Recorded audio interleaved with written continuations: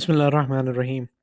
Dear brothers and sisters, today I'm going to start a series, a very short series, 3-4 parts, where I would like to share a very important message regarding the creation of Adam, the obedience of Allah's commands, and the significance of accepting the truly appointed Khalifa of Allah. We will look at the insights derived from the Hadiths of Meiraj that we have discussed previously and Surah Sa'ad, the verses that provide a very deeper understanding of the argument that happened in Mala al-Ala, in the people who live in the heavens. Among them there was some argument that happened, and then we're going to talk about the consequences of rejecting Allah's commands and the importance of following the true representatives of Allah. Through this conversation, we will understand that every human being will face the test of obedience to Allah's commands, and the consequences of failing the test will result in being amongst the kafir and condemned till the day of judgment. Therefore, it is crucial for every individual to seek knowledge and understand the significance of appointed Khalifa of Allah to avoid the fate that a special person named Satan, the Iblis, got. So let's examine this. Let's. I'm going to divide it into 3 parts. One is we're going to talk about Surah Sa'ad, what is mentioned in few aspects. One, was there an argument that happened at Malal Allah between the people who live in heavens? Second, who else didn't prostrate before Adam other than Satan, the Iblis? What did Allah ask Iblis? And what was the consequence? And are there lessons that we can learn from Surah Sa'ad? So these are verses 69 to 85, where Allah mentions this particular event. And Allah Ta'ala says, I had no knowledge of the highest assembly in heavens when they differed regarding Adam. What is revealed to me is that I am only sent with a clear warning. Remember, O Prophet, when your Lord said to the angels, I am going to create a human being from clay. So when I have finished him and had a spirit of my own breath into him, fall down into prostration to him. So the angels prostrated all together, but not Iblis, the Satan, who acted arrogantly, became amongst the Kafirin. Allah asked, O Iblis, what prevented you from prostrating to what I created with my own hands? Do you become proud, or are you amongst the elevated ones? Kunta minal arleen. Am kunta min al-alin. He replied, I am better than he is. You created me from fire and him from clay. Allah commanded, then get out of paradise, for you are truly cursed, and surely upon you is my condemnation until the day of judgment. Satan replied, my Lord, then delay my end until the day of their resurrection. Allah said, you will be delayed until the appointed day. Satan said, by your glory, I will certainly mislead them all, except your chosen servants among them.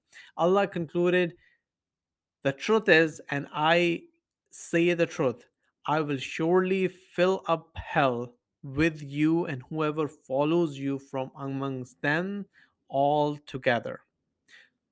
These are verses 69 to 85 of Surah Sa'ad. Now let's look at some of the insights that come from these verses. First of all, there was Allah Ta'ala is saying that there was an argument of the highest in the highest assembly. There was something that happened in Mala'ul Ala. What was the argument that happened in Mala'ul Ala? It was the argument between Allah and the creation, especially Iblis, who's now the Satan, regarding creation of Adam and obeying the order of Allah. Now keep in mind, argument happened on the creation of Adam, not on the creation of Adam, rather prostrating before Adam. Then there was also argument that happened between angels, and like, it wasn't an argument when angels said, are you creating someone who will create fitna and bloodshed in the world while we are we worship you. And Allah said, I know what you do not know. Now, that happened before prostration. So Allah ordered everyone to prostrate, everyone did except Iblis. So this comes to the second point. Iblis never rejected Allah by but by not accepting the true representative of Allah, he became kafir. And Allah says in verse 74, you are a kafir, you are amongst the kafir. So it sets a precedence that whoever rejects the truly appointed Khalifa of Allah, they become a kafir. Now, number 3 point is very interesting. It says, Allah asked, why didn't you bow down before the one whom I created with my own hands? You are either arrogant or truly elevated among the Aleen. Now, if Allah had wanted to say Ali among only me, it would have made sense that it was a singular. But Allah says Aleen. Allah does not like plurality with Him. So it means there were others who were not allowed or not wanted. Allah did not ask them to prostrate before Adam. Allah did not use the word Ali, as I mentioned, for himself. So this is important, that there was some creation. Humans were not created, but because Adam was there, he was the first human. So amongst the creation in the heavens at that time, there were some who were not asked to prostrate, and Iblis was not amongst them. And that's why Allah is asking, are you amongst the Aleen? Number 4 point is, Iblis did not say that I am arrogant amongst the highest ones. He said, I am better because you've created me from fire over humans who were created with sand. Then the fifth point I want to highlight is, what was the consequence of Iblis doing this? One, he was asked, he was called Kafir by Allah.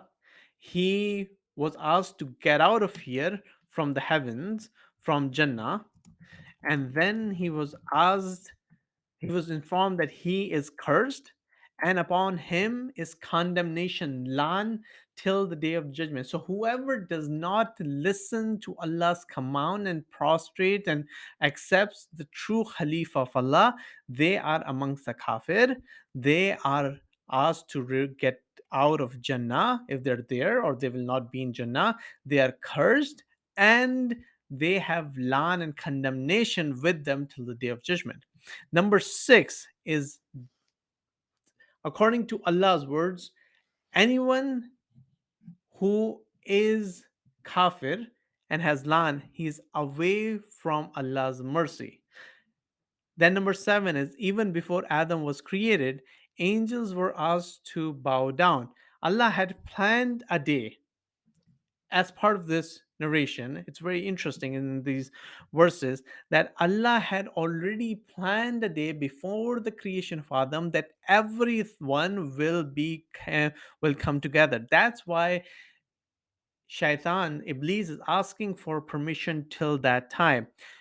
This The first failure was with Satan. After doing eons of worship, he did multiple years of worship, but all of that was thrown in his face with one wrong deed that he that made him responsible, or um, because of which he became the force, or he was cursed because of that one deed.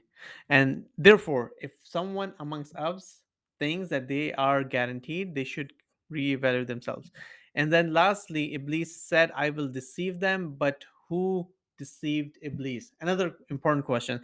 It was his nafs that deceived Iblis. So Shaitan acts as a catalyst for us, but it is our internal arrogance that misleads us and has done in the human history. Now, in the next part, I'll talk about the narration of Meiraj and connect it with this particular discussion, because it's very important and there will be a lot of insights that will come from that. Assalamu alaikum.